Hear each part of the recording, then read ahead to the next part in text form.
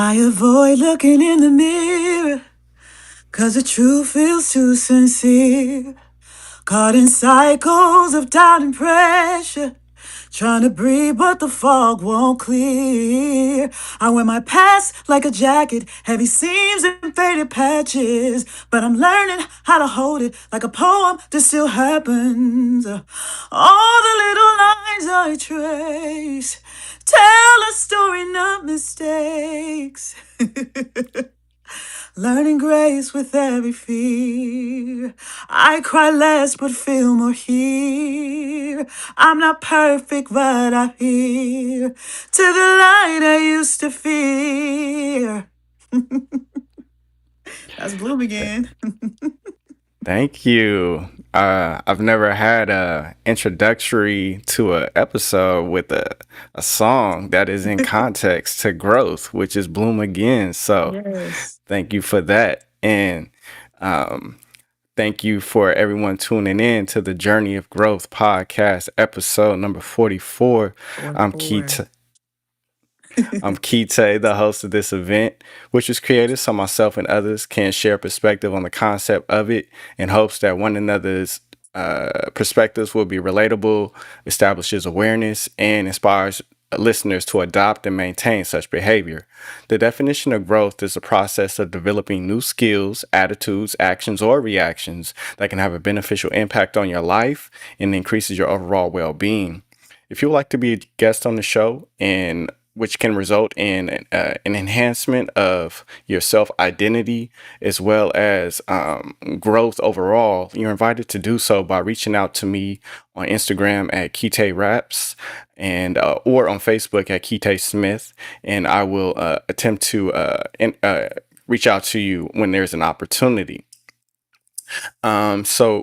Without further ado, I would like to introduce today's featured guest. Her name is Just Yola. I'm super excited to be here and just grow and just I'm in my process, so I think this is a perfect forum for that. I love being number 44 episode, and I'm happy to share my vocal and my whatever you need to learn about my growth and my growing. Hopefully, it helps you grow too. Yes, I mean your voice has already inspired my growth in terms of me aspiring to sing myself. Oh wow, awesome! Well, we definitely need to collab on that too. That is great news. I love that. Of hearing that. Great. And now, for those who are unfamiliar with you, Yola, what can you tell me about yourself? I am from Northern California, a little city here. I always say I'm near San Francisco, Oakland, about 45 minutes away. The exact location is a little city called Suisun. It's near Fairfield area, 707, if you're not familiar. Grew up around this area, started singing when I was 3 years old in the church. My mother just, had me singing. She loved to sing. My earliest memory of singing is being in the choir, and we used to have church hymns, and I had a church hymn. I could not read. However, I had the book upside down and I was singing every word with everybody, and everyone in the church said I could sing. So I didn't know. Who knew? You don't know till you actually can come to hearing that you can sing. And that was just poured into me from a very young age. And so Mm, from there, I sang in the studios and sang for other individuals. I actually toured with a band out of Seattle, across the United States, just singing, singing, singing. And then finally, about a year or two ago, my mother got sick, and we found a tumor in her brain. mm. And so my father, who was supporting my grandmother in Virginia, had to fly out here, and someone needed to support my grandmother. So I flew out to Virginia to, into the cesspool of dementia. Mm. And so I'm laughing because I did not know what I was getting myself into, but I was, happy to help and support my family. And so I did not know she had. diabetes and all these other particular things that I had to learn to kind of figure out how to function in the caregiving world. And so as a result of that, I kind of lost myself for a little bit, and I found a rhythm for the caregiving. I brought my grandmother back to California, and I needed to a healing. So I want to say last year, 2024, not last year, 2024, a group of friends, we all got together, and they're like, what are you doing about your music? And we kind of sat down. I had to sit down with one of my best friends, and we just was like, let's do it. And so from then on, my foot has been on the gas pedal. We have been releasing music almost every month. I released my first EP back in July of 2025, Notes from the Heart. And I'm planning on releasing my debut full length song series of amazing music very soon here. Self titled Londa, which is my childhood nickname. Mm, I just released my one of my visualizers, day ones for the single I released on January 1st, 2026. Like we released on 4/3 a remix to I Quit, which is the first single I've ever released. We plan on releasing something. I could go on. We are releasing music like crazy. It is pouring out of us. And I'm so excited for this journey for myself and my best friends and my family, because it gives me an opportunity to heal mentally. I'm a caregiver at heart, but also I have this gift that God has given me that I want to share with the world. And I'm just happy that you are a part of my journey too now. So, I'm I'm happy that you're a part of my journey too.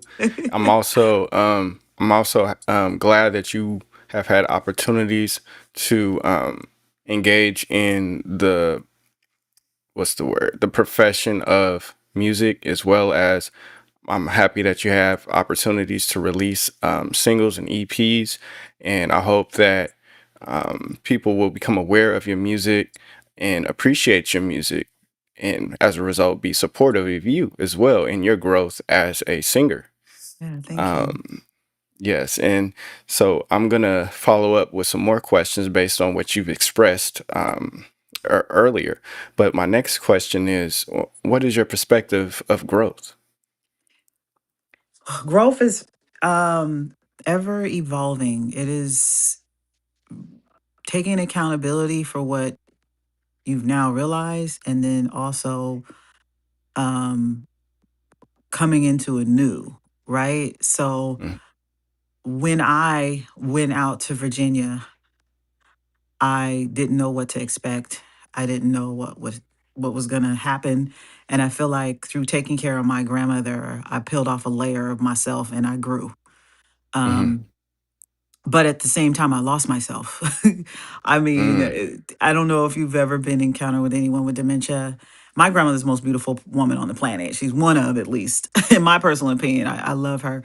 But through that process of, trying to get her to take meds and waking me up at 5 a.m. in the morning and just doing things that people with dementia do, you have to have patience, and you kind of see who you are when you are doing that. And so my definition of growth is just evolving, kind of looking, being self aware and looking at where you were at and see where you've come. And the fact that I can still support my grandmother the way that I do with so much care and patience is growth for me. And it's a beautiful thing, and it's humbling work. And that's the reason why I will continue to support my family and whoever else needs my support in a caregiving way, because I feel like we need to be humble. My voice is amazing. It's God. The God in me is amazing. And to have such a beautiful voice, I could be vain. I could be very vain about it. mhm, And I could be an ugly person. But mm, I definitely like to continue to grow, and I let my team lead me in such a way. I know that if I were by myself, I would probably be hollering and singing, just through the roof, no vocal left. But I have to humble myself every day to realize that sometimes people that are around you, um, know more than you do, or can see a lens of you that you don't necessarily see of yourself. So Mm-hmm. I hope that defined it. I know I went all over the place with that response, but I wanted to use the example of being a caregiver, in addition to me being a vocalist, to kind of describe what my definition of growth is. And it's just basically seeing who you are and evolving and realizing that we all need to grow in Yes. some way or another.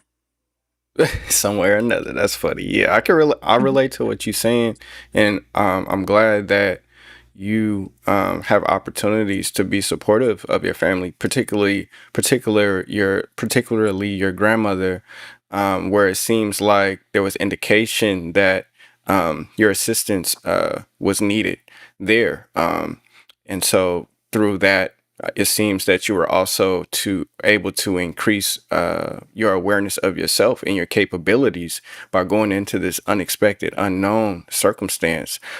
Because based on what you said earlier, it seems like that was a foreign place to you because you grew up in the Bay Area. And I think for me, my perspective, when it comes to growth and opportunity go hand in hand. It seems like without opportunity, there could be no growth. And I like to use analogies similar to like a tree with its roots. If there is no soil, then how can the roots extend into the ground? And the ground or the soil in itself symbolize opportunity. Yeah, I'm glad that you are a caregiver, and it also seems like you don't have any resistance or apprehension to that responsibility, which is also a humbling behavior from my It perspective as seems like well. it, right? Honestly, I'll be candid. I do reconsider my life choices every day. Hmm. I do, but at the end of the day, I know it's the right thing. I mean, it's not easy work. I may make it sound easy, but it is definitely not simple, to support. And sometimes, um, you find yourself lost in it, and then, but I have people. My support system is amazing, and so I have people that pour into me that keep me focused and keep me honest about what I want to do. And at any Hmm. given time, I can make a different decision. So I don't want to, you know, kind of like make it seem like, oh no, this is easy work and I want to caregive forever. No, I do it because there's a need there, and I do it because something about supporting someone Hmm. they can't do it for themselves actually gives me a sense of purpose, if that Mm. makes sense. I can imagine Um that. yeah, because if my grandmother is not able to do certain things for herself, and so I become her arms, I become her legs in those instances, and that is amazing to be able to do that for someone. And I would hope that one day, um that some I don't do it for this reason, but if I'm not able to use my legs or arms, or for whatever reason, someone would extend that courtesy to me, you know what I mean? Yes. So yeah, not to cut you off there, I'm sorry. But I wanted to It's, be honest about that piece of it, because I don't want to seemingly come off dishonest about caregiving. It is not an easy work, and you do deliberate in your mind, like, why did I choose to do this again? Oh, yeah. because No, I I want to. But I appreciate your honesty. I mean, because I mean, I'm a believer of the philosophy action becomes identity. So if you were to lie to me, and at the end of the day, once we end this podcast, that becomes your identity that you would have to be accountable for. So, right. I'm glad you are honest. And going back to opportunity real fast, what it seems like what I've discovered from my perspective, when it comes to like opportunity for me by definition is a circumstance that is supportive, and then alternatively a detrimental circumstance will be one that one would uh could engage in, but then there would be sacrifice of self. So for example, if I were to engage in the experience of smoking cigarettes, like yeah, Hmm. I could do that, but am I sacrificing myself? And it seems like I would, because I'll be causing harm to my lungs. Where so hopefully, and and it's okay when you sense. For me, it's okay when you sense you are sacrificing yourself in a way that is going to be harmful to you. And if you were to experience that, I would encourage anyone to disengage from that experience, because it seems like God or the universe will not force us to disengage from a detrimental situation. Right. But hopefully, regarding your relationship with your grandmother, you do sense supportiveness through and you sense supportiveness, and also you had said earlier growth, and there is no sacrifice of who you are in terms of you being Yola. Yeah, no, absolutely, 100%. And I agree with everything you said. If I'm meant to stay in this role, then I'll continue to be in this role. Otherwise, it'll manifest itself out of me one way or another. You know what I Hmm. mean? But I should always stay true to whatever, um, you know, whatever's not harmful for me. So I believe the God in me will lead me to that venture. But at this stage of my growth period, this is where I'm at, and I love Hmm. it for me. Okay, I'm glad you love it. I love that you love it.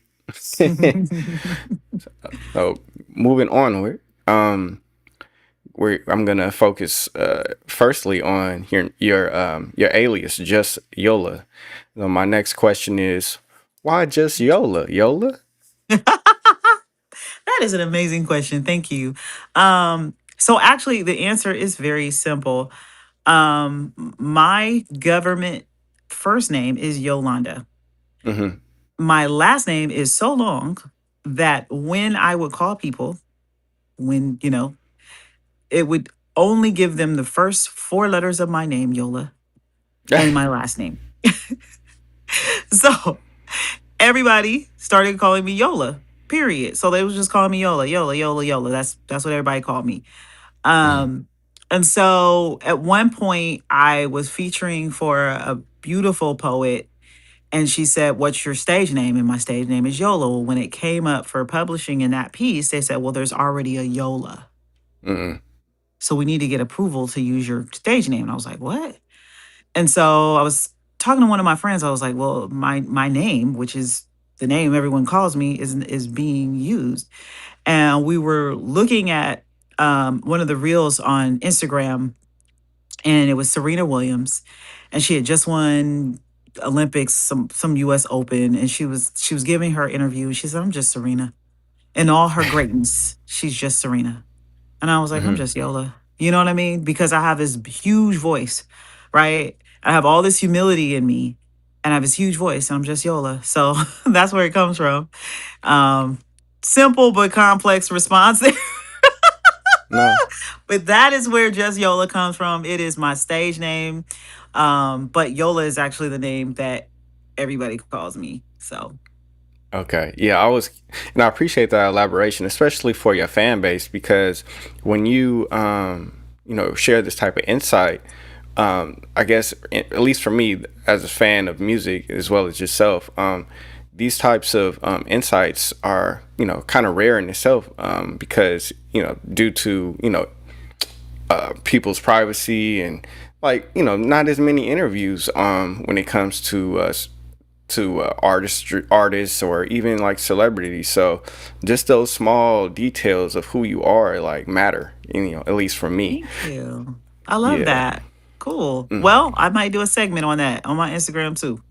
How about that? Yeah. Short and sweet. Yeah. Thank you. Yeah. And then like one thing for me when it comes to growth in my life is how I assess how I am growing is how enjoyable is the process of me engaging in a opportunity or circumstance. So my next question is, how are you enjoying the process of being a singer? I'm in love with it. I Mm. mean, I'm in love with the process. I am, and it's not. it's not the easiest thing to do. You do sweat. There is deliberation there, especially when you work with individuals that are kind of like listening, and you may like a note and then everyone says, no, that's not the right note. That's, and it's Mm-hmm. not necessarily even whether or not I sing the note the way that my brain told it to sing it, but it's like it's important to trust the ears in the room. And because I have these amazing ears that listen to me so intensely and support me, it's like I'm able to really let my gift kind of transcend inside me, and all of the happy chemicals that release in your brain when you drink and when you smoke or whatever your vice is Mm-hmm. happen to me when I'm in the booth and when I'm performing and letting people hear this gift that God gave me. So yeah, I'm in love with the process of the singing, everything about it, sharing it independently, and I'm a bit of a vessel for those that actually work with me, like my producer, my best friend that supports everything that I do. Um yeah, I can't describe it any other way. It's surreal to me that I'm able to actually use the gift that God gave me in this way and then share it with you. Mm-hmm. Yes, Um, that's growth. yeah, and I'm glad. And it seems like, based on what you said, that you're in the right industry based on you enjoying that process. So I hope that you will continue to flourish in this venture of your life. And I also am curious to know, because I think what one topic of conversation which isn't mentioned, but I think is essential to the individual, is identity. And when it comes to identity, similar to energy, well, firstly, I'll just talk about energy first. So like when it comes to energy overall, energy seems to, it can grow or it can diminish. And I think that also parallels identity. Like we can grow our authentic identity, or Hmm. we can uh, grow a false identity. And so, with that being said, how is engaging in this experience of music enhancing your identity of who you are? Oh, that's an awesome question. It enhances me tenfold. Everything that Yolanda is insecure about can't be insecure in Just Yola. So all Mm, those things disappear. And so I'm enhanced. And through my voice, all my, whatever like anxieties and all of those things kind of dissipate. And it's like there's a healing that happens for me. And so that's what I've actually been experiencing this past year is an enhancement. Like I've never been enhanced like this before. And I'm so grateful for it. I'm grateful for every, podcast, every, interview, every show that I get to sing. And I'm always looking back at those experiences, and I'm always looking for ways to improve things that I can do to enhance even more. So yeah, it's enhanced me by just stepping into it like I've never stepped into it before. Before I was waiting, I don't know what I was waiting for. I knew my purpose. I always knew what I wanted to do, and then I had friends that kind of worked in music that were, yeah, we did a few songs here or there, but this effort that I've started over the past year has been profoundly enhancing in every way, not just with Just Yola, but also Yolanda just as a person. mm. And I live for every moment that I get to express it, share it, and do it. Um, Even through sickness, I'd be like, my girl would be like, "You need to tell me if you're sick," and I'm like, "I'm never gonna be sick." We've had fights, not necessarily fights, but just she just like really want honesty when it comes to like me being sick. So it's my responsibility as well to stay up on my tea and make sure I take my vitamins and all those things so that I can be present for the things that I love, Mm, and that's the vocals. amazing. And I can relate to your response. Oh, I'm sorry, there was a comment. Hold on, y'all. Oh, someone hold on, I'll read their name. It says Nicole Duplessis. She gave some fire emojis. Thank you, Nicole. Yeah, if you have any other questions, Nicole, you're definitely invited to do so, and we'll try to address those when there's an opportunity. Do you know Nicole? Yes. Okay. Hi, Nicole. Thanks for coming. Yeah, thank you, Nicole. Um, where was I talking about? I think what else I want to ask you. Oh well, firstly, yeah. Oh, so what I was saying, the previous guest on episode 43, he's a psychologist, and he was talking about how he was challenged with anxiety as well as other challenges in his life. But he suggested to overcome anxiety is through specifically and maybe even solely action. And so when you talked about being in the booth and how you were engaging and singing to the microphone and um, you know performing, that how that can also reduce and hopefully maybe even diminish anxiety in the individual. So I think what you had said validated or confirmed what he had said in the previous episode. So I thank you Yeah. for sharing that. Awesome. Yep. Validation. It comes. Hey, it's a real thing. It's a real thing for us, and I never take it for granted. hmm So we do have viewers abroad in other countries. So for those who are unfamiliar with the geography of the Bay Area, specifically Suisun, California, what can you tell me about Suisun, California, in relation to who you are? It's a marsh. It's literally a little marsh. It's actually really cute little town. It's quicker than a minute. We got wine. Um, I would say it's a little version of Napa. So if you've ever had the amazement of going to Napa and having drinks, there's a small little section of Sassoon that offers those type of things, nice little cafes. Um, we got our homeless. We now have homeless. We, it's kind of a rural little location, but it's part of who I am because this is where I grew up. So I will always honor it. It's part of Fairfield too. So it's literally, if you drive towards San Francisco, you'll pass the 707 where E40's from, and La Russell and that faction, and then you get into the Oakland area. So as you drive, it's if you keep driving from Oakland to Sacramento, you'll pass it. And you may not even know that you passed it because it's Yeah. literally 15 minutes long, but it is definitely a city because I'm from it. So, and like I said, it's interesting that you're diving into this question because I always kind of skate around it because people are like, where, what, who, huh? But when I say Vallejo and when I say Oakland and San Francisco, they know exactly where I'm talking about. Oh, yeah, I passed through there. Yep. Yeah, well, I come from a little town. I come from a little town in the East Bay, a lesser known town. It's called El Cerrito. So, Okay, yeah. Okay, so yeah, we're in the same. When you say that, oh, you mean Richmond? yeah, And then they may know Richmond. You know what I mean? Otherwise, you just got to say Oakland because literally you drive up the street, 15, 20 minutes, and that's where you're at. So, right. However, I mean, I will say this: there is a popular musical group from El Cerrito called Creedence Clearwater, and oh, I mentioned them because the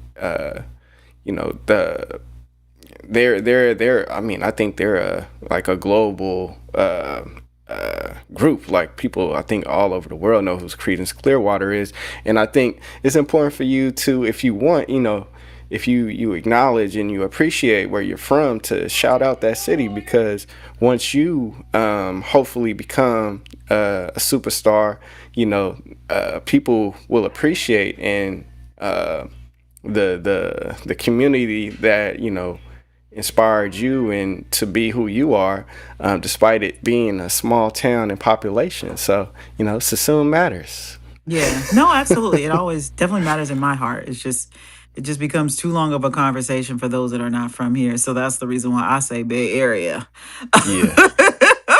Yeah, it definitely matters. And honestly, I feel like it's interesting you mentioned the whole superstar thing, but I'm already living in my truth as a Mm-hmm. superstar star Mm-hmm. to that degree because I'm doing everything that I sought out to do within music and Mm-hmm. it's happening for me. So whether it be now or 6 months from now, whatever you call superstardom, I'm living in that truth. So Mm-hmm. that's Amazing. my truth. When it comes to growth, from my perspective, it seems that growth stems, no pun intended, from initiation, and when a person initiates, it seems that the initiation seems to attract echoes of that act. So, like for example, in to use a nature analogy, if I'm in a valley by myself and I call out into the valley, that's an initiation, and then what can result from that is me experiencing my echo. And so, with that being said, my next question is based on your initiatives of singing in the booth, recording music, and also on stage. What are some reflections of your initiations that you appreciate in terms of being supportive of what you have initiated? That's a great question. Wow, that's a very complex question too. I Mm-hmm. mean, when I think about the that part of it, like the singing and the being in the booth and all of that, it really makes me reflect on actual our pivots, right? And what I mean Mm-hmm. by that is the times where we initiated a, a a studio session and then Mm-hmm. something happened where it was canceled, right? Mm-hmm. Or there was a time when there was supposed to be a show that didn't happen, but did happen, but something blossomed out of that, right? Mm-hmm. So a lot of this process of initiation is being prepared for the pivoting. Mm-hmm. Not everything is going to be laid out the way that we see it in our vision, right? So we made Mm-hmm. plans to do this, but as a result of this not happening, we landed ourselves in this place where we ended up meeting this person, and now this person is going to be featured on this song. It's incredible. So it's like it's trusting. It's ultimately it's trusting the process. Mm-hmm. And so even though the initiation turns out to be, something that we're always striving to have, I Yeah. think, and I'm hoping I'm answering your question to where you understand what I'm saying. Yeah. Um, Through our process of initiation, we also have to make sure that we don't lose ourselves in the pivots because there's so many times where I had anxiety and my best friend had to like talk me out of it and was like, no, this is what's going to happen. We're going to do this now. And then we end up doing this. And then this ends up being an incredible discovery. So, and better for the branding. So, we, I'm just a vessel here. Okay. Yeah. I'm just a vessel here. Just one I'm eased into the process and I'm now in a situation where I'm letting things kind of happen the way they're supposed to and the way they're meant to happen. Okay. Yeah, I mean, I think in terms of what you're saying, one reflection or echo of your initiation or your intention to, better yourself, it seems like would be come in the form of your best friend and her helping you with anxiety. I think yeah, I think had you probably not never had that conversation back in the day and established this relationship with her, which is an initiative, she probably wouldn't be here today. And I think I'm thankful that you have a person in your life that you appreciate, and it seems like it's the appreciation is reciprocated in that friendship with her. I think also from my perspective, as I was always engaging with yourself and your management group. They also seem to be a reflection of your initiation as well, in terms of you wanting to engage in this profession. So the next question is what can you tell me about Silver Dollar Consulting? I can tell you that that's family. It's absolutely family, and you're absolutely correct. And I love how you. I didn't say all of what you just said, but it is spot on to what um, has happened here. And it's a group of us, right? So it's there's my backbone, the person, but there's also those that also support and do what they can. It's a situation where we collaborate together on what needs to happen. Hmm. And when that happens, or when that thought happens, a conversation occurs Hmm. and we do it. It's really, I can't, I can't drill down no more than that for you. That's what I can tell you about Silver Dollar. Silver Dollar is the most amazing thing that's ever happened to me. Did Silver Dollar Consulting become established post the start of your career, or was this Silver business Dollar was ventures? already existing, but Okay. but the collaboration with Silver Dollar and Just Yola happened as a result of the decision to go on this most recent journey. And so as it stands, everything that Just Yola does, Silver Dollar does as well. Hmm. And that's the kind of support I get from Silver Dollar. Great. I'm glad. I mean, it seems like I don't have any experience with like a management team, but I've watched bios and all that stuff, and sometimes when it comes to a relationship with an artist and management, sometimes it goes left. But I'm glad that you have a professional organization in the form of Silver Dollar Consulting that is being efficient, and y'all are in a healthy partnership. As Yeah, it's probably the most healthiest partnership I've ever had. I mean, it's just really um, just incredible. I can't speak to it anymore. Like we never have it just takes what when you're aligned, when you're properly aligned and manifesting, then it's easy. You know what I mean? It's easy. The Silver Dollar allows me to be an artist, and I hmm love that for me. I don't. And at one point in our relationship, I was trying to. Well, I didn't do this intentionally, but as an artist, you have friends, right? Friends and people that work in the industry, and everybody wants you to do and do. And so they contact you individually and say, "Hey, I want you to be on this." And so I would take on these opportunities, and then we would get to the opportunities, and we'd be like, we wouldn't know anything. And mm the reason why we didn't know anything is because I did not allow it to go through its appropriate channel through Silver Dollar, right? And so that was a necessary thing to happen, so that I hmm know, okay, anything that I need to do that just Yola does needs to go through Silver Dollar, because then we can go to these engagements fully prepared and we know whether or not it's appropriate, right? And that goes with music, that goes with anything that is done. hmm So it's really an incredible situation. It was, like I said, a moment where we just kind of were sitting there at the event, like, okay, what do we do now? We don't know what to do because it didn't go through Silver Dollar. So are we going to do that again? No, we're not.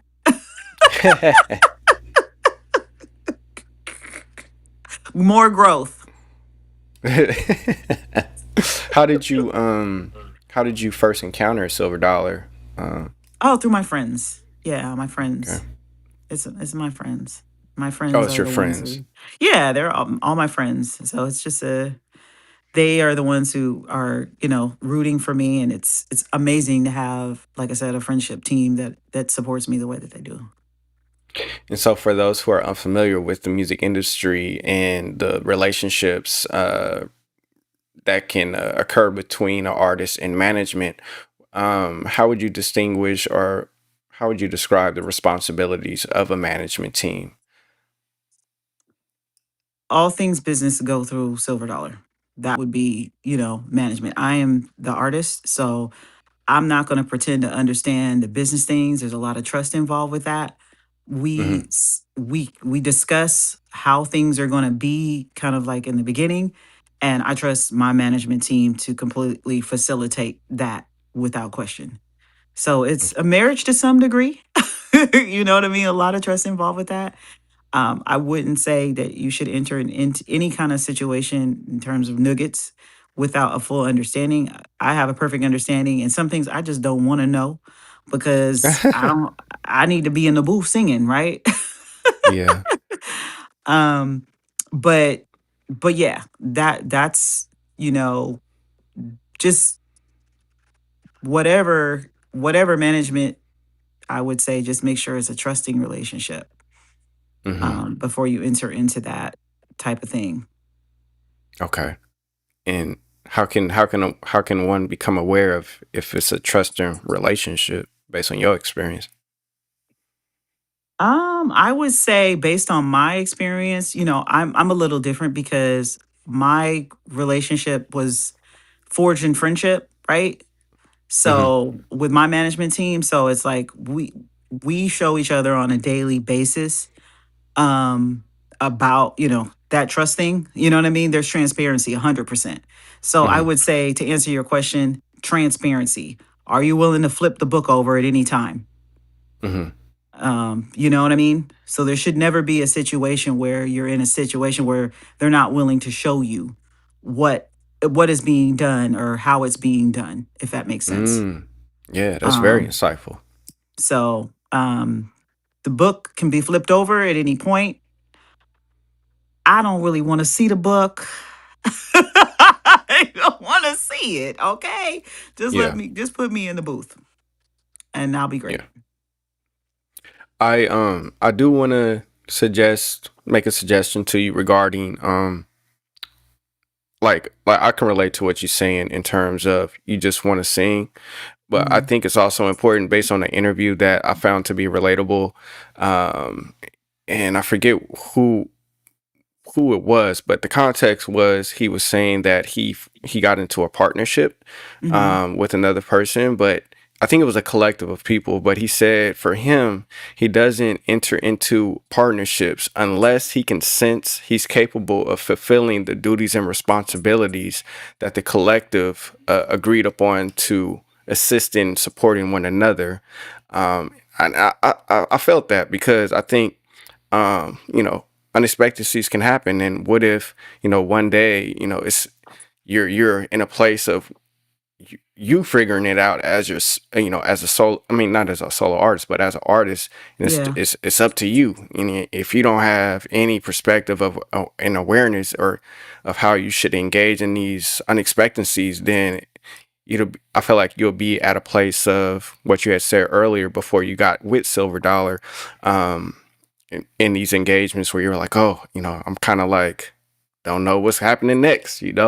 So, I, exactly. No, there's a lot of trust involved, and I honestly I appreciate that perspective for the listeners. My scenario is absolutely unique, so mm-hmm, I wouldn't say enter into any situation, without a contract, without that type of trust, without that type of agreement.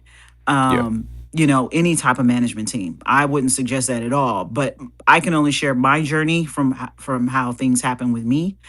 yeah, And what I have with my team is ultimate trust, yeah, 100%. And so, yeah, no, not everybody is able just to be the artist. Sometimes you do have to have your head on a swivel and you have to kind of pay attention to certain things because someone might be trying to rob you blind or take advantage of you fully, as we know in the industry. yeah, I can only share from my personal perspective, and my team takes 100% care of me, and yeah, I try and take care 100% care of my team. And if I'm not taking care of my team appropriately, my team's going to let me know that, if that makes sense. yeah. It makes Um, sense. so I don't want And anybody feeling like, oh, you just meet somebody and you trust them and now they're your manager. No, this is a completely different type of situation.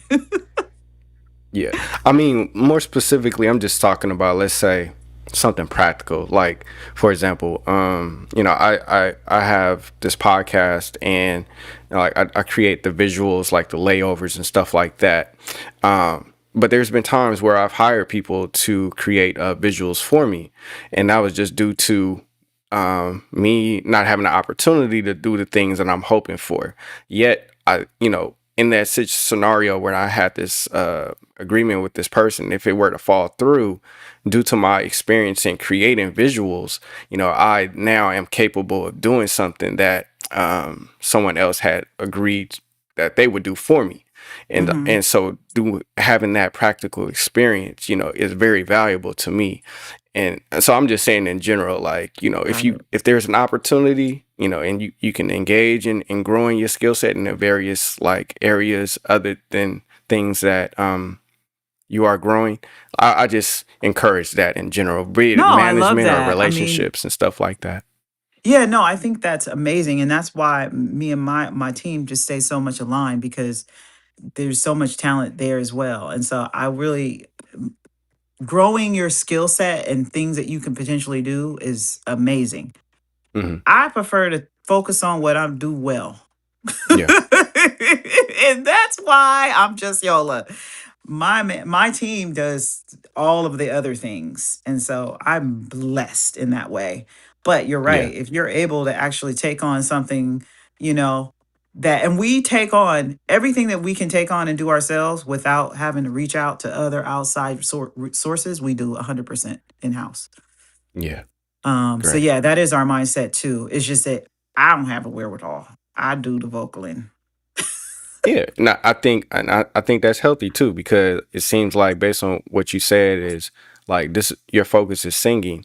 It seems like, well, you sense at present like this is what um I can do right now, and this is all that I can do right now based on the opportunity that's provided. So thankfully I have a support team that can handle all other aspects of my brand and things of that nature, which I'm happy you do have.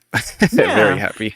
No, no. And it's actually, and I don't want me to make it that simple as if it's not like I don't have a hand in what happens with our branding. You know what I mean? We Hmm. definitely do it collaboratively and together. It's just that the physical work of it, you know what I mean? Hmm. There's a review process and I'm involved in that 100%. It's just that, Okay. you know what I mean?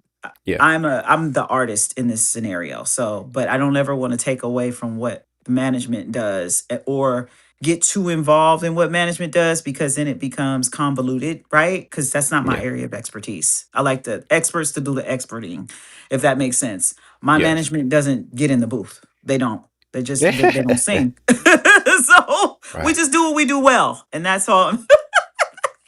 I don't know if that made sense, but I think No, I it like your does. perspective though, and I think it's a good one. Okay. Now the next question is, I've listened to all your songs on your YouTube channel, and I encourage everyone to listen to her songs on her YouTube channel. I did post a link in the bio. I mean, not the bio, but I did post a link in the description on this Journey of Self Growth episode 44 page, so you guys can access her YouTube channel there. I think my favorite songs so far are Unconditional. Love that one. I also like Bloom Again and Jane Doe. Those are my Oh, top three, but I okay. like them all. Thank you. Awesome. Well, thank you for doing that. I love anytime anyone tells me they listen to my whole catalog. It's something in my heart, just because every single song we're attached to, we wrote, we every single song we literally have a complete hand in. And so it's they're all our kids. Hmm. So I What's appreciate you for listening. What's your favorite song of the songs that you've made? Oh wow. My favorite song actually is not released yet. It's called My Oh, Everything. okay. But I mean, they're all my favorite. I promise you, and my team can vouch for this. Every single time I record a song, I'll be like, "That's my favorite. This is my favorite." And so I literally binge in an unhealthy amount of times.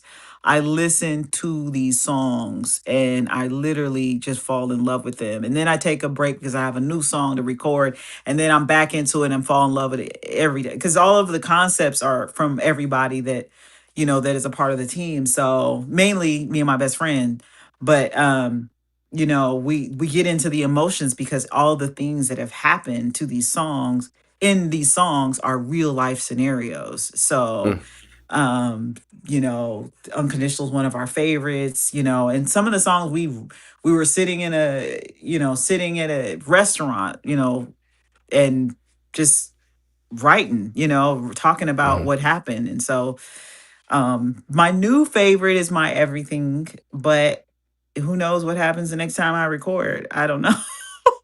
Mm. But I can't wait for you to hear it. Honestly, like I said, all my unreleased stuff is golden. What you hear there on my YouTube channel, I love those songs, but there's so much more to hear. Okay. Yeah, I hope to experience listening to my everything. Yes. When would that's is that going to be a part of the album?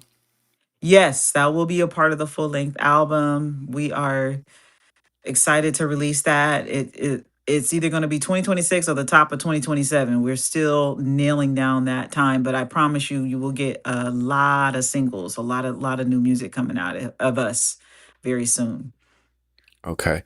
Um, for those who are curious, hypothetically, if it were to be released in 2027, why why would it take so long? Not so long, but why would it take that length of time to release an album as a Um, artist? Well, actually, it's strategy, right? Hmm. We want to set it up right? And Hmm. so we just want to make sure that everything that we include in that project is to be included. And then also we want to make sure that our content, when we release it, is leading up to that, right? So there's visuals that are involved with releasing, there's artwork involved with it, right? If you have a full length album and you're releasing singles to kind of get rev up to releasing it, um, you got to create the artwork for that. And that takes work, right?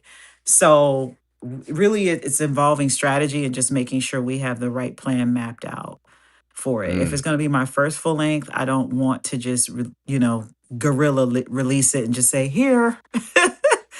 yeah. I want to make sure that my fan base is fully prepared for it and then anticipating it appropriately. So, Okay. Yeah, yeah, that's insightful. Because I was like, that's interesting. And so the intention is relatable to myself. Why drop a full album where you can like in a way tell a story through the marketing and the various things. Yeah, I like that. yeah. Yep. That's our truth and Um, growth. 44 growth.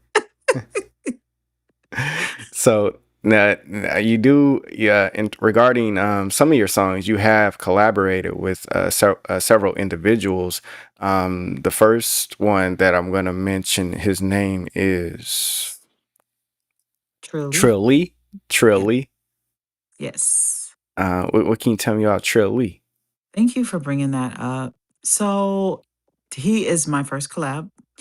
Um, I was kind of nervous when I got in the studio because he's kind of a Bay Area legend in terms of just, coming up with hooks, he's a crooner.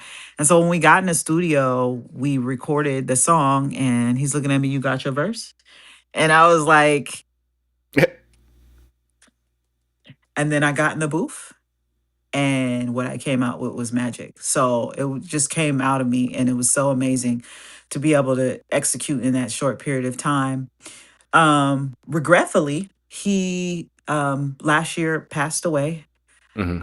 He had a enlarged heart, and we know he's no longer here with us, but his wife wanted to continue the legacy, and she's a beautiful vocalist. Her name is Philly Lee. And Hmm. so she we my team schedule some time. We booth. He actually had some unreleased music that she loved and that he loved and that he never released. So we got in, and my best friend wrote the hook, and they were like, "What you gonna write?" And same thing that happened with our first release happened with the release when he passed on, and his legacy continues, and it was such a beautiful story. His daughter was with her godfather at the time, and they were like, can you just drop her off at the studio? We're all in the booth. Her daughter comes in, his daughter, their kid comes in, and she's like, I love you, daddy. And we go in the booth. She goes in the booth and says, I love you, daddy. And it's just a whole thing. That song is called Let's Dip. Hmm. And it's really an awesome song, and I'm just glad to continue to be a part of his legacy and continuing to sing and support his music and his family as well. Yeah, I'm So glad you had an great. opportunity to record some music with him before Yeah. he transitioned. Yes, Um, absolutely. where's Trill Lee from? Richmond. Oh, Richmond. Oh, wow. Yes. Wow. Yes. Right next to you. I was Yep, he's unaware of from that. Richmond. Yep. Okay. I'm trying to listen to more of his music. Yeah, Yeah. he's awesome. You definitely get into it because he has a good catalog and it's all different types of styles. But he's really a great artist, and we just wanted to continue. And I'm sure he has more unrecorded things, and I'm hoping to be a part of that too. So Mm, yeah. Um, and then there's another collaboration that you did more recently with Kamaya. yes, oh my gosh, that one. Oh, that was a dream. That she's another Bay Area legend, and so we recorded day ones. We actually started. We just went in the booth. We went to the studio and we just started with the hook, right? And it's actually in a lower key when we originally started. I was just like, here we are, just lyrically creating a song. Now, origin, really quick, the brainchild of this song is my best friend's best friend, right? She's like, you guys should write a song about da da da da da. And so I'm like, oh, I love that idea. That's a great idea. My best friend would love that. Everybody got a best friend. We best friending over here. And so we start, to craft this song, and we're crafting this song. Is coming out fire, right? Before the completion of the song, we're like, we need somebody Bay Area on this song. The beat is Bay Area, right? And so Mhm. my best friend's like, yeah, we need to get Kamaya on the song. I was like, that would be amazing. And so I'm just sitting there like, I don't know, right? And so I think it was like 3 weeks later or something. She was like, oh, did you listen to the song? I was like, I, did, I think we're about done. Should I add something else? She comes in with this little thing to listen to music on, right? So I could hear it loud. And Kamaya is on the song, and I'm crying. Oh, wow. And I'm crying because obviously, unbeknownst to me, she had sent the song off to Kamaya's management team and had Kamaya on the track. I had no idea. It was just the most beautiful story. And it was a gift to me. So I was just super excited that I was able to collaborate with such a talent, you know what I mean, and being from the Bay Area. So it was awesome. But yes, that's day ones, and she spit hard on it, and we love it. Yeah, I'm glad you had an opportunity to collaborate with Kamaya. Yeah, me And too. as I'm hearing these accomplishments that you have experienced so far, when I think about just looking at things from a macro perspective, like looking at the bigger picture, one indicator that a person is on a path of growth is attracting of more opportunities. And so, like when I think about your childhood, like starting singing in church and continuing to have these taking these initiatives to sing, it seems like you've been attracting more opportunities that are supportive of what you're hoping or aspiring to be as an individual. So I hope you would continue to attract more of these beneficial circumstances in your life. Yeah, no, it's happening. So without a doubt, whether honestly, it's it's attracting me. I'm attracting it, but it's attracting me. So it's a scenario where I am in this, and Mm, I love it. It's everything. We are manifesting it. I have everyone that I come across manifest it, and like I said, you become family. So now any podcast you have that I could be a part of or I could support, whoever you have guest wise, I'm supporting you 100% because now we're manifesting this for each other. So I can't wait for 45. I hope we thank have you. 45 lined up. I do, yeah. Um, there's this one guy. He's 95 years old, and he's traveled to 62 countries in his life. Wow. Yeah. That's incredible. So he's lined up, but he did recently have a unexpected health issue, so he's on the recovery right now. But hopefully I Get do him have an on there as opportunity soon as to talk to possible. him. Gotta let him do it. Yes. Right. So okay. What else? I mean, I feel like there's still a lot to get into, but we're gonna go on to your one quick thing. So, for those people who are curious to know the process of music videos, you have shot some music videos, and what of the music videos that you've done, I think Time's Up is one, and then I would say, it's tagged as a visualizer for day one, but I would consider that a music video too. What music video experience did you enjoy? I won't say the most, but like, what do you enjoy about making music videos? Really, I love watching my teamwork, to be honest with you. I Mm, am like I'm a vessel in it, but watching the executive greatness of Silver Dollar, mm-hmm, watching Jay Nice, who is the one who does all our editing and putting things together for that, the collaboration that they have. We tag them as visualizers because of, they know more than I do about what it takes to make a full video. So mm-hmm. when they tag it as a visualizer, is a visualizer, and there's more to do. We can continue to make content out of that, but in this stage of, you know a world that needs to see something when music happens, Mm-hmm, like I feel like the team that we have developed through our videos and visualizers is incredible with what mm, they're able to do with so little. You know what I mean? We mm-hmm. take we take a location, they write out all what needs to be done, and then we just kind of make it happen. And what my team does on the spot, like real time, is just incredible. And then seeing the finished product, I cry pretty much every time. Pretty much every time I see the finished product, I get so emotional, and I be like, "Oh, watch it! You crying again? What? Like, leave me alone, okay? Let me enjoy my visualizer, okay?" You're so funny. Are you a Cancer? I am. Oh, that's funny. That's okay. I love Cancers. I get along with Cancers. I'm a Leo, so I Oh, well, appreciate you oh being a wow. Cancer. Okay, well, that my dad's a Leo, my sisters are Leos, my best friend's mom's a Leo. Like, my favorite, one of next to Gemini, they are my favorites. Okay, okay. Nice. And regarding that video you did with Trill Lee, Time's Up, I think I identified the location because I think I've been there before. Was that in Benicia, It California? was good eye. Yep, that was in Venetia. Yep, we did that. It was just cool little, location. It kind of like, and I think if I'm not mistaken, it was Trill's idea. If I'm not Hmm. mistaken, I don't know. I have to triple check with the team on that. But I think he had gone there before, and we just felt like it was a great place next to the water to kind of go Hmm. and just kind of, make something happen there, and it was fun. We had a good time. Amazing. Yeah, I'm glad you enjoyed that experience with Trill Lee there.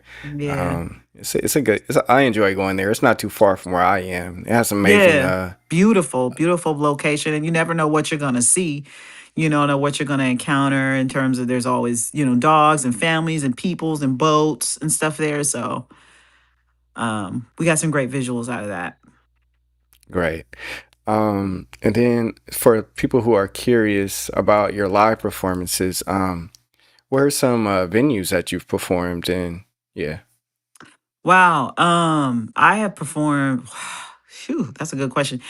I've been all over. I've performed at Jeffries. I performed in Vacaville at this place, beautiful location called Journeys, off Main Street. I performed at Yoshi's. I Oh, performed at the Black this theater. My brain is not, but it's a beautiful black theater in Oakland. Like, I've been around town. I performed at in my hometown, Crafton Cork. Um, that's actually where we filmed the day one's video. okay. Super dope. location to kind of just go after work, have a nice drink, or then hyped up, the Marina Lounge, when they had the Marina Lounge. Like, I've had quite a few venues where we've performed at, and more to come. I've been in New York. We performed out there at Silvana, and other locations in New York. So I'm yeah, I'm well seasoned with the performances. I have so many others, but off the top of my head, those are the ones that I wanted to kind of shout out. Wow, I'm glad you had opportunities to perform at these variety of venues. Yeah, Yeah. especially like New York. I think also I see on your Instagram page there's a venue in Napa that I was unaware of that they do Oh karaoke yes, night. soul food. Yes, that was the yo-yo. Oh, I can't believe my see the brain. That was when I performed with Yo-Yo and Sugar Tea. Oh my gosh. And the food is so good there. Like, the food was amazing. The legendary artists, just being able to see them live and do what they do best was so inspiring. And when I opened up for them, and it felt right, and it felt good to be able to perform with them. But yeah, and I have actually on July 10th, I will be back there Mm, performing a Just Yola experience as well. So I'm excited about that. And that's the spot in Napa at Little Sisters Goodies. And I'm telling you, the food is good as well. So you okay, got to make it out there if you can. I'm gonna try to. And you said it's called Little Sisters Goodies. Is that the name of the Yes. venue? Yeah. I'll send you the information and your when we get the flyer and everything created for my event, because I would love to see you in person there. That'd be dope. Yeah. Okay, I gotta request a day off. It's probably on a Saturday or a Sunday, huh? It's on a Friday. Okay, yeah, I work retail, so my off days are Wednesday and Thursday. Oh, okay. Good days to go to Costco. Yeah. But we're gonna go to the next question. Hopefully, we can bear with me a little longer because I want to get to these photos. So she just Yola provided some photos, which helps us to have more insight and perspective of who she is. So I want to share these photos. So this is the first show photo I'm sharing. What can you tell me about this photo, You Yola? can probably tell by looking at me what that is. Those are my parental units. You can see I look like my daddy, and then everything feminine is from my mom. And my mom is the person that poured into me. My father supports me daily and encourages me. They both do. My parents have been together since I've been existing, and they still are Mm, today. And that's mm-hmm, them when they had me. So, mm. Now I read in this in the I did some research on Sassoon, and it said like during the '60s and '70s is when African Americans migrated and settled in this city. Um, what inspired your parents, or did they move to Sassoon, and that's where you grew up, right? yeah, my parents are Air Force brat. So my mom was an Air Okay. Force brat, and so she came out as a result of her family just kind of Mm-hmm. coming out here because Travis Air Force Base, and my dad Mm-hmm. was in the reserves, so he Mm-hmm. was an airplane mechanic, and so Mm-hmm. he had a decision. He could, I believe, go to like Korea or somewhere. I would have been a little Asian baby. Um,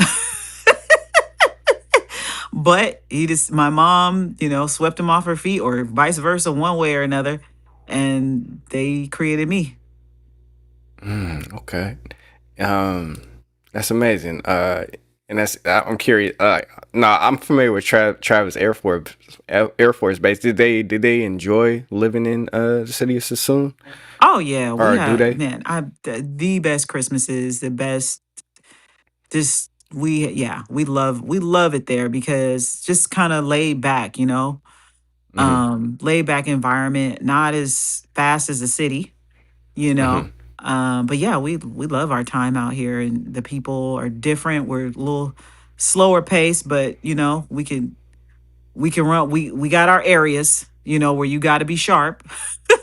Mm-hmm. But yeah, it's like I said, it's a marsh, so you want to go and look at the pickle grass, and see the nature. That's Yeah. so soon. So Wow. see some water, but yeah, we love it. Amazing. Okay. Thank you for the insight about your parents. I'm gonna go to the next photograph. Okay. What can you tell me about this photo?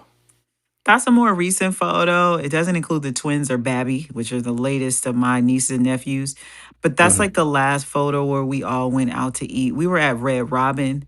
And so it Mm-hmm. just is near and dear to me because this is before my mom had her surgery, which she's very different now. And so Mm-hmm. this photo just means a lot to me because it's a picture where we were all kind of together and went out to eat together. So I'm really Okay. big on family, and so just wanted to share that piece. Is the food good there?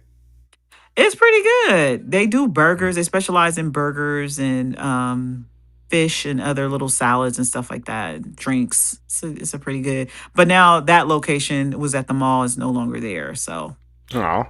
yeah. Well, it seems like you have a big family, similar to myself. You have a big family? Oh yeah, that's my immediate. This is just the immediate us. So I have two sisters and nine nieces and nephews. Okay. Yeah, I got it, man. I'm gonna create a podcast just for my family. Because my great grandmother, my no, I take that back. It's my great grandmother. She passed away in 1953. And when she passed Oh. away, she had 171 great grandchildren in Oh my 1953. God. What? Yeah. Oh wow. So yeah, you gotta do. I don't know what you're gonna do. Yeah. And then how is your last name pronounced? Lafracardi? Uh Lafracardi, right? Mm-hmm. Yep. Okay. Interesting. Oh, okay. There was another comment came in. This is my cousin Trav, 41510 brand. He said he's met you at the Trend area. He said, "Hey, Oh. shout out to y'all tuning in." Yeah. So I did some research on that name because like my name is unique too, right? Your Mm-hmm. last name, Lafacorde. Uh-huh. And what I discovered was it's a French heritage. Correct. Do you know much about like your ancestry? I need to go down that rabbit hole. I have been in caregiver world. So the great thing is that through talking to my grandmother, she's kind of shared some things with me about how she came to meet my grandfather. And it's an interesting story. It Mm-hmm. probably needs its own podcast. Mm, But as a result of that relationship not necessarily working out, she did remarry. And so years later, when I was about 14, my dad started connecting with his father, which is the last name Lafracardi. And so we met a lot of his sisters and brothers, and mm-hmm. they came out here and we kind of just connected. But I was so young, I never really stayed that connected with the family. But I need to actually do a rundown of my heritage so I can know fully what makes up Just Yola, right? And then Yeah. also, but it is a French, it's French Trinidadian.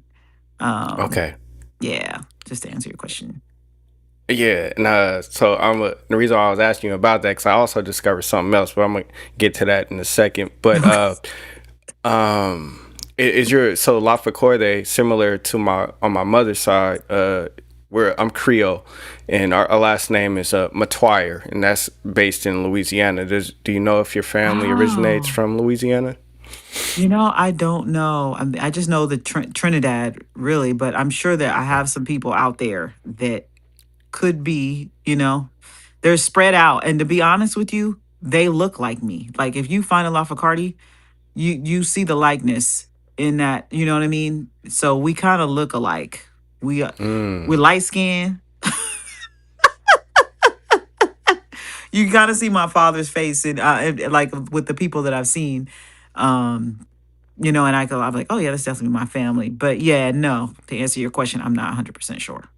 okay. Yeah, and like you were saying, like there are some people that who may have the same last name as you that Hmm. look like you. I'm just gonna go on this quick side tangent, but so when I went on, I was researching the name. I happened up on a business page for a woman. Her name is Genesis Lafarcarde. Does that name sound familiar to you? It does sound familiar. My dad's sister's name is Jennifer. Mm-hmm. And yeah, she is it like a business for like health? Is it not like health, but like skin care or something like that?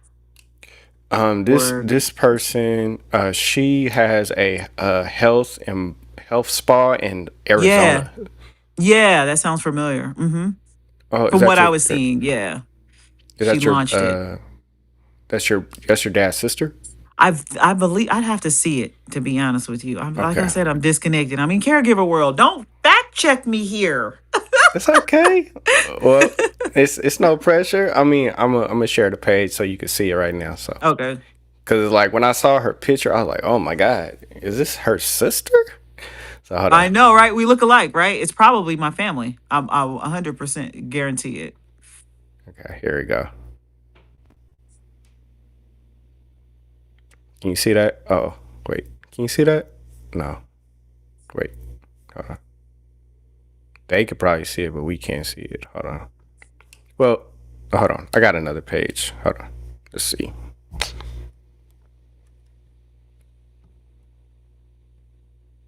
So I did a like a side by side. Can you see that? Oh, wow. Dang, we do look alike. I was That's like, whoa. insane. That could be my family. Probably is my family. I was like, is this your sister? Do you know her? I could be. I should message and ask for healthcare, help, spa support, and go down the rabbit hole. That's what when I had read and I'll send you the article. Someone wrote an article about her, but yeah, she has a health spa in Sedona, Arizona, and Sedona? her Really? Sedona, Arizona. Yeah. Our best friend is from Arizona. So, and that's kind of near, well, I think it's a couple hours away from where she lives, but I might have to do that.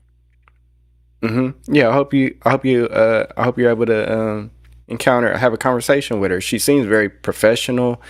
She has two businesses. One is Arizona and another one somewhere else, but she's experiencing success. And what else? She also in her bio in the article that I read is of Trinidadian French descent. I think her father was. That's probably my cousin. Bet. That's Probably you done found is. my cousin. So I was like, I gotta share this with her. I I'm like, love it. wow. And dang, she does look like me. That's cold. Okay, we're gonna go back to these last photos though, because I'm curious to know. Okay, what can you tell me about that photo? That is the very first picture that I took of myself when I was recording the first song for this journey into Jane Doe. I recorded Jane Doe, and that was the Mm, first picture I took. I was in the booth, mm, and it's significant because it took us down this journey that we're currently on now with mm-hmm. music. Okay, amazing. hmm What age were you there? 1 year older than I'm now. Okay. It's just only been a year. Jane Doe. I recorded Jane Doe. I recorded Doe in January, I want to say on the 13th of January of 2025. Mm-hmm. Yeah. You see my catalog, right? Yeah, I All do. of these songs that you just heard and all the releases have been done within a year. Okay, got it. I know I look a little different. That's because I had curly hair. Yeah, and Well, then curlier hair.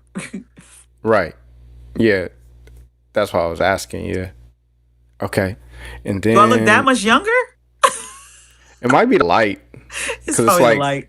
it's mess because you can't really see like the light is it's like kind of like stifling the visuals, but it looks like yeah. Okay. Okay. Moving on. Let's see. I'm gonna have to bring back my curly hair so I can look young again, I guess. That I mean, you look was young. You look young now. I'm just. okay. It just looked like you looked. I don't know how to describe it. No, it's good. Okay, so this when I was 19. This is the very first time I've ever been in the studio, like in life. Mm-hmm. This was me, younger version. Now, this I should look significantly younger than what I look now. But that's when the voice opened up. That's when I was like, oh, I can studio sing too. So that's a very significant picture for me. But standing Okay. behind me, which I just didn't want to just expose, is the first producer that ever said you could sing your butt off, and his name was Philly Blunt. Oh wow. And he thought I could sing. He thought I could sing anything. He compared me to all the great Kelly Price. You could do Kelly Price, and Whitney Houston. You could da da da. Like he just poured into me and really supported the vocals. So Wow. I'm glad he encouraged you to, you know, start, mhm. stay on the path. And your hairstyle, that looks like a 90s hairstyle. Was that taken in the 90s or early 2000s? Yep, yep, you're absolutely correct. It could be, I mean, 2000s hairstyle too, but it No, it was kind of definitely reminded two me of the thousands. 90s. Yeah, it was Yeah. 2000s. Okay. Okay. And then so this was like fresh out of high school. Where'd you go to high school? Armio. Armio. Okay. Isn't that That's in technically in Fairfield. Fairfield? Hmm. Okay. Yeah, All right, Susum cool. doesn't have a high school. I was like, oh, okay. Wow. Yeah. Okay, and then we're gonna go to this one. That was the very first video I've ever recorded in life. I recorded the video that I quit there, Mm-hmm. Mm-hmm. and my best friend took that picture. I like that. Is your friend a professional photographer? I say she is. I want her to be. She could be. I mean, I don't define professional because the picture, the eyeballs are definitely professional for sure. So Yeah, I the like answer is that. yes. Yeah, I like that photo. Me too. Okay, now I was like, okay. I wasn't sure. I was like, well, okay, what can you tell me about this photo, Yola? That is the last. My mother is her. One of her gifts is that she is an amazing cook. Uh-huh. Amazing cook. And this was the very last Thanksgiving where she cooked. So Mm, there's mm. greens. You know, that turkey is looking a little light skinned there, but I tell you it was fire, okay? There's peach cobbler. There is, I think there's mac and cheese there, some ribs, candy yams. I added the marshmallows. Don't listen. Don't get in on me. I wanted marshmallows, and that's what I put on there. Okay. So some cornbread. It was fire. So it's just a very nostalgic picture for me. I just made that collage of all the things that just were amazing.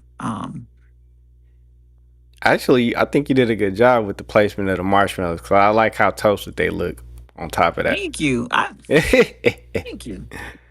There's there was a comment that came in from Prime Motivation 247. He said that food looks good. It was, I promise you. The only thing that my mom did not make was that the little thing in the middle. That was my contribution too. One of my coworkers at the time, Miss Pearl, she made these rum cakes. And so I Mm-hmm. was like, what am I bringing for Thanksgiving? And so I ordered a rum cake. It cost me $40. And let me tell you, my nephew was eating it, getting drunk. It was so good. I promise you, she can make a rum cake. That's one thing she can make. It was so moist and good. And then I don't know, she cooked. She didn't cook it down good enough, but we all got a little tips. Uh-oh. I'm glad. I hope your nephew survived that one. Yeah. Okay. Amazing. Okay. I know we're getting close to that hour. So hopefully we can stick around for another 10, 15 minutes if you don't mind. Um, is that okay with you? Yeah.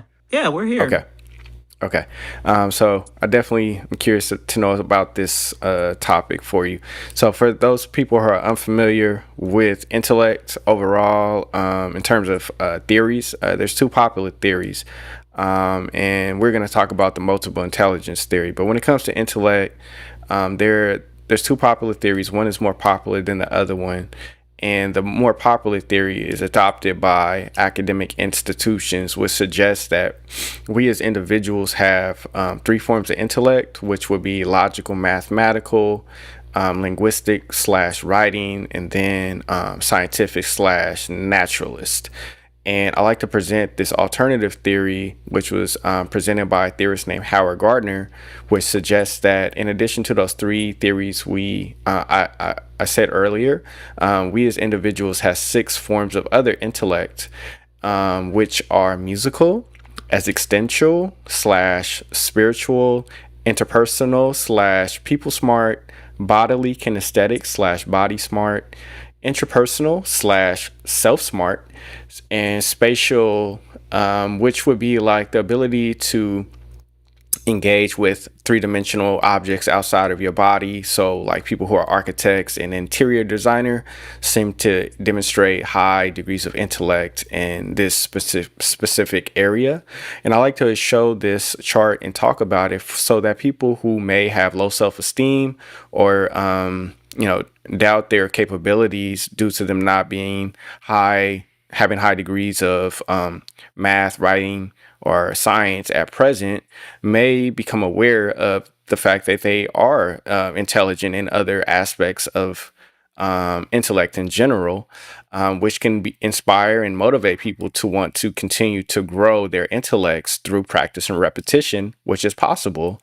Similar to like a basketball player, in theory, if the more you shoot the ball at the hoop, your skill will grow and your intellect will grow as a result of that. So what I want to ask you, Yola, is of the 9 multiple intellects, which one or more do you sense you have high degrees in? I love this, and I love the that you present this in this way because I think that there is not a lot of awareness about this. So I just want to acknowledge that and really commend you for bringing this to the forefront because Hmm. a lot of people are looked at the more popular, you know, popular intellect, right? You're acknowledged for just being smart in general, right? Hmm. So, but to answer your question, obviously, I am, as I wear my glasses, let me take my glasses off because I'm straining to see here. Hate to do this right here. It's okay. You can do that. For me, definitely music, Hmm. number one. And then also, I feel like I'm a naturalist. I do feel like to Mm. some degree because I am a nurturer. Hmm. Um, I want to call out logical and mathematical only because my best friend is that. Hmm. Matter of fact, I think my best friend is all of these. Okay, Oh, wow.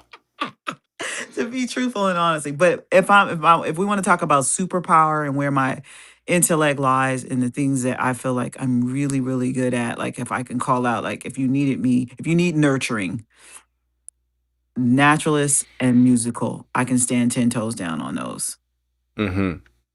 for me out of this list there. And I'm sure there's others that can be identified. I'm in my, I'm in my growth period. So as I even in being a naturalist and like learning to nurture, it's like everyone's different, right? And so you Hmm. have to adapt to whoever it is that you're supporting. Hmm. And so that's what I'm learning in that way. And that way I can definitely say that's me. And then musically, I'm not technically, if you just want to get to technicalities, right?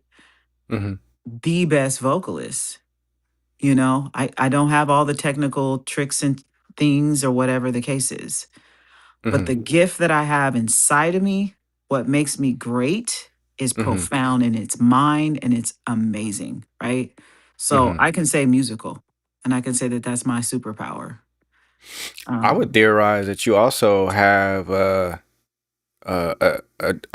higher degree in also interpersonal based on your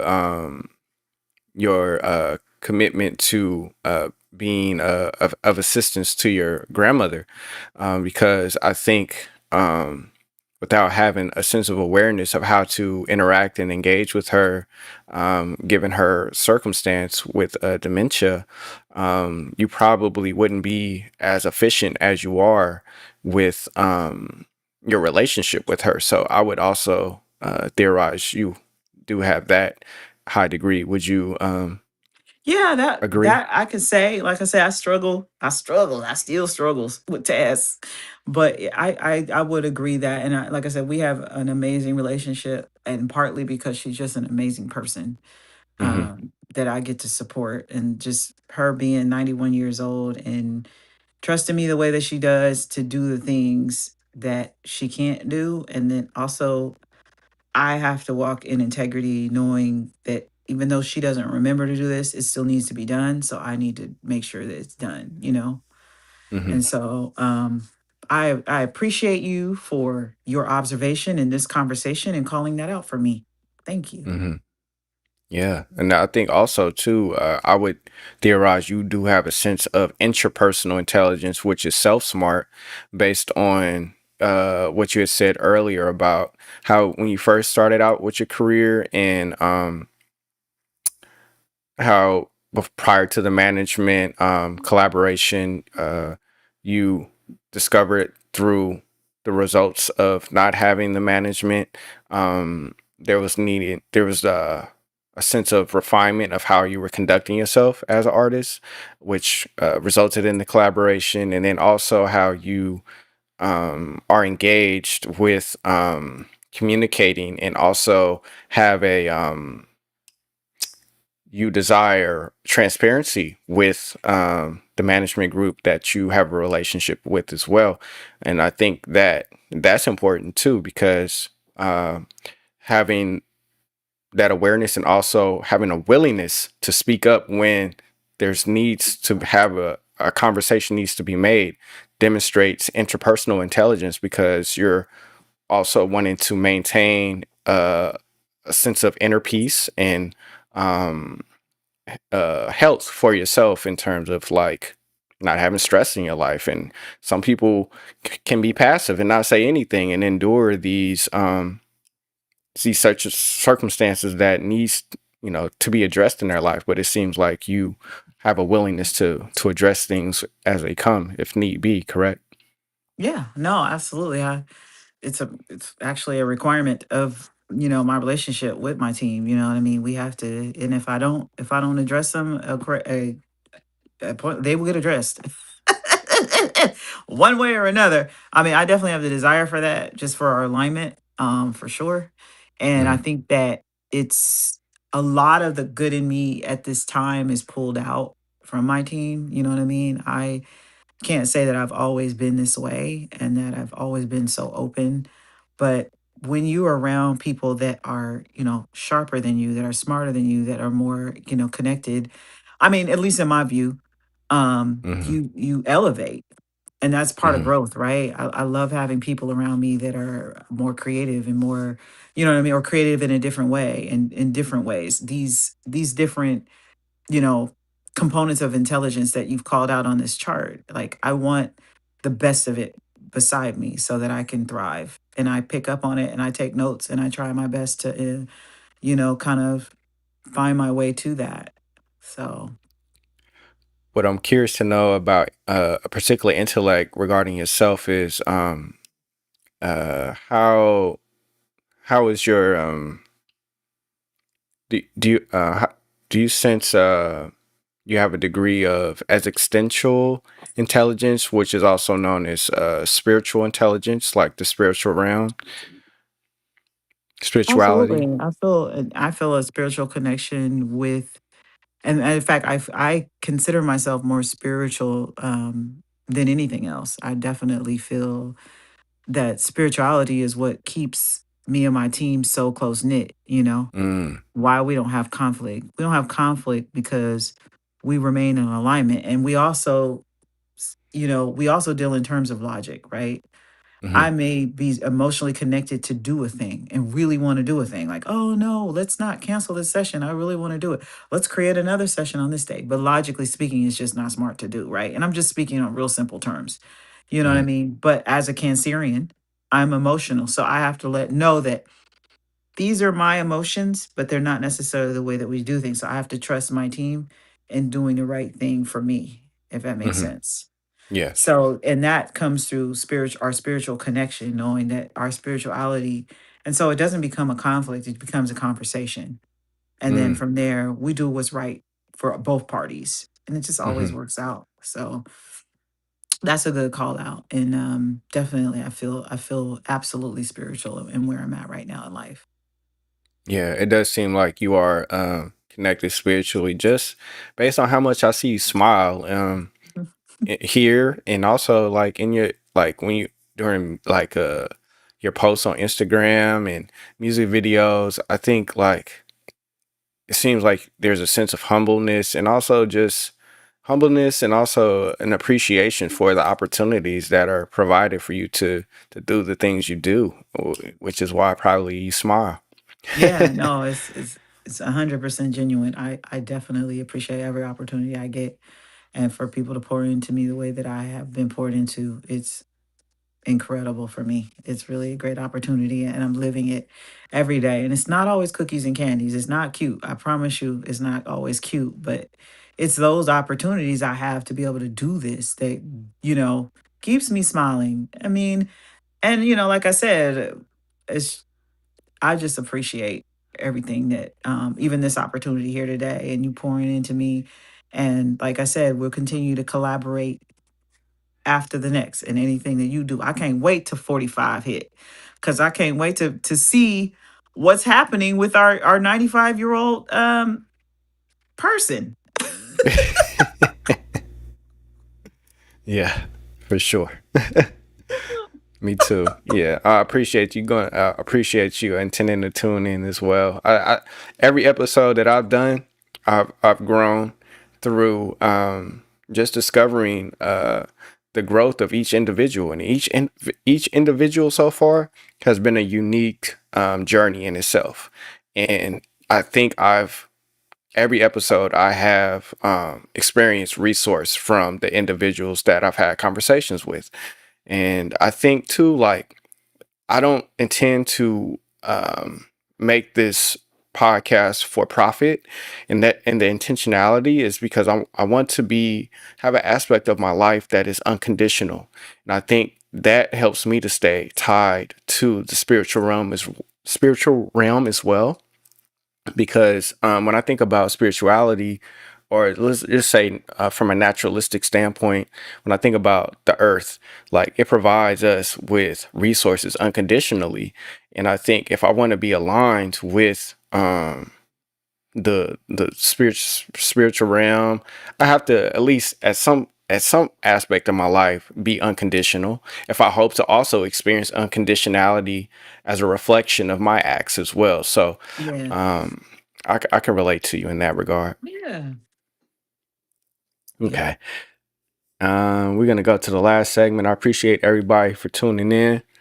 If you'd like to be a guest on the show, you're invited to do so. And you can reach out to me on Instagram, and I would love to grow with you as well through a conversation.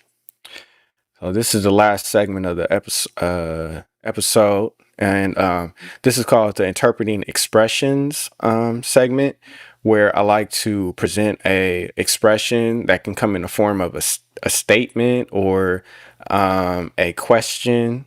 Here's another comment that came in. This is Manic Gabe. Thank you for tuning in, Manic Gabe.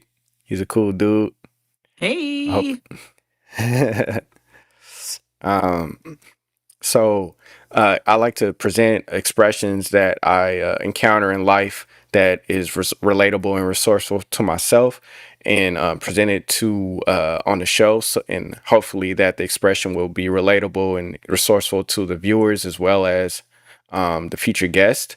And after stating what the expression is, I would like I also like to share my interpretation of it, and as well as ask the future guest to share their interpretation of the statement, and follow up with asking how relatable is this expression to the guest as well as myself, and hopefully our expressions as individuals can be of resource to the audience.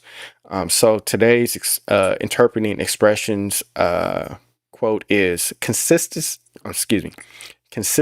looks like nothing is happening until everything Let me repeat that. Everything changes. Cons- Consistency looks like nothing is happening until everything changes. So I will ask you, Yola, how would you interpret this expression? This was a great, straightforward one. I mean, it's a snake coming out of your skin, and I can definitely relate to it.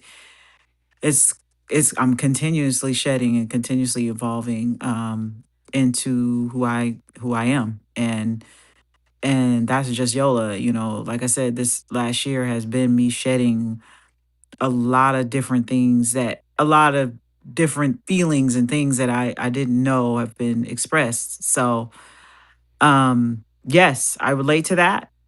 I hope that's what you see too. Mm-hmm.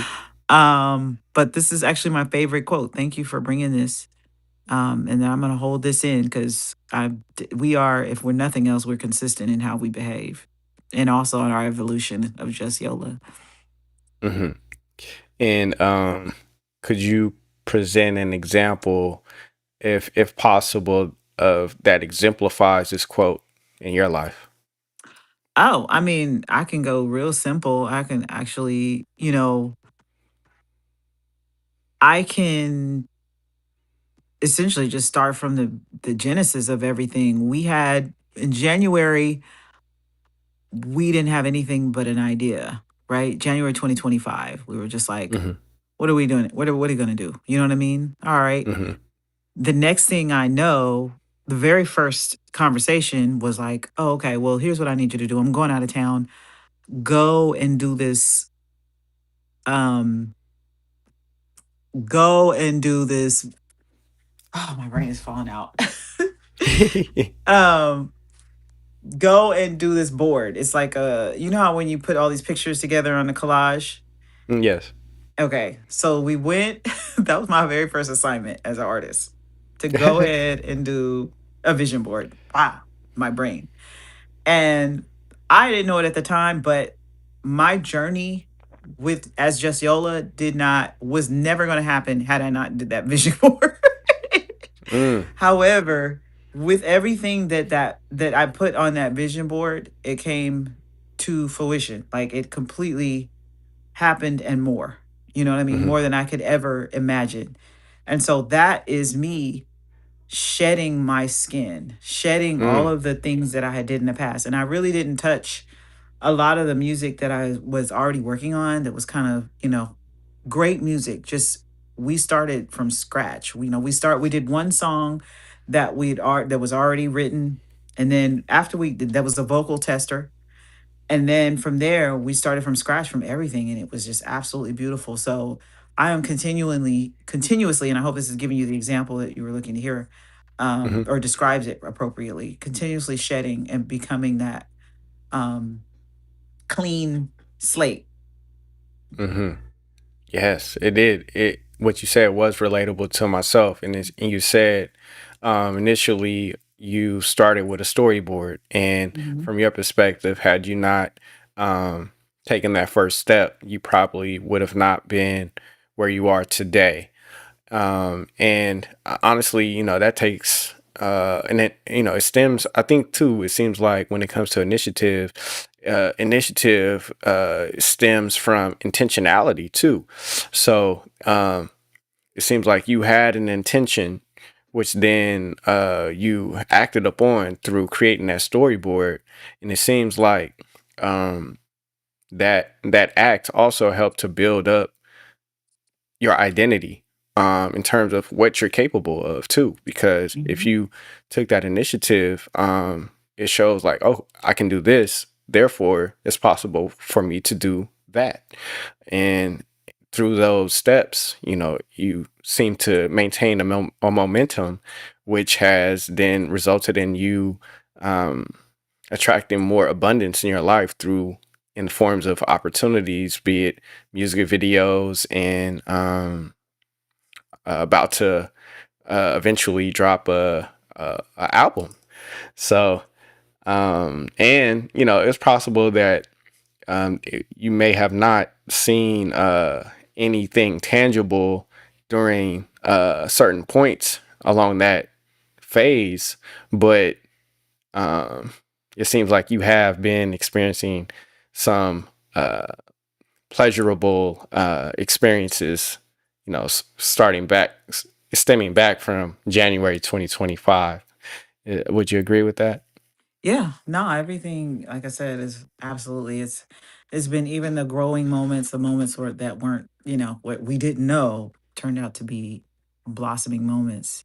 So I'm like I said, I'm extraordinarily blessed to be here, sitting here with you today, having this conversation, and it absolutely consistently looks like nothing is happening. It looked like nothing was happening until everything changes, and everything is changing. It's ever changing every day Mhm. for us. So we're grateful.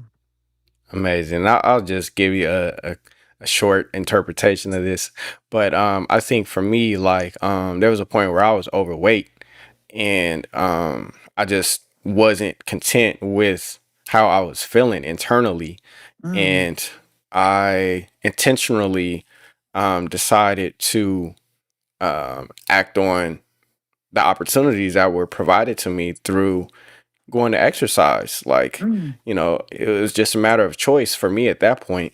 And initially, like after the first week, I didn't really see quote unquote nothing happening. But, one day when I just happened to, look at myself in the mirror and then reflect on or look at photos of myself previously, I'm like, wow, you things really lost did weight. change. Yeah. But I wasn't, that wasn't my focus on, like, constantly monitoring how I was looking in the mirror every day. It was just something that I sensed that needed to be done, from an internal standpoint primarily. And then the outcomes were the change or me shedding the weight. And so, yeah, for me, it is relatable in that regard. And, hopefully our expressions as individuals, interpretations as individuals is relatable to everyone else, and it'll be of resource. So we're going to conclude the Journey of Growth podcast. I'm going to go back to the opening scene. Would you like to close us out with a song, Yola? Oh. I guess you know what? I will sing in the spirit of the song of us actually ending. This time it was the last time. No more chances cause you're flatlining. Running the streets saying you are mine, but can't even pick up your phone. How am I supposed to take you serious if you're not real enough to say what you? I couldn't stay, but the way you hurt, you don't deserve me, babe. I quit. I give up on you, all your nonsense. What am I to do? I quit.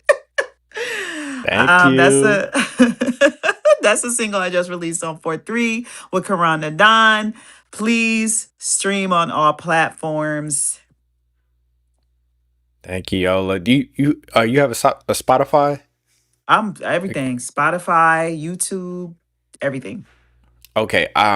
Yeah, I'm gonna get your Spotify.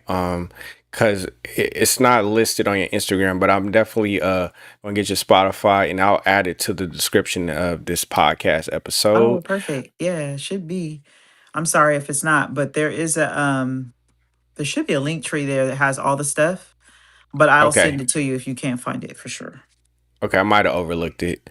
Okay, and if you just hang out for 2 minutes after we close it out, I just want to give you a formal thank you. Sure. Appreciate Thank it. you. Bye guys.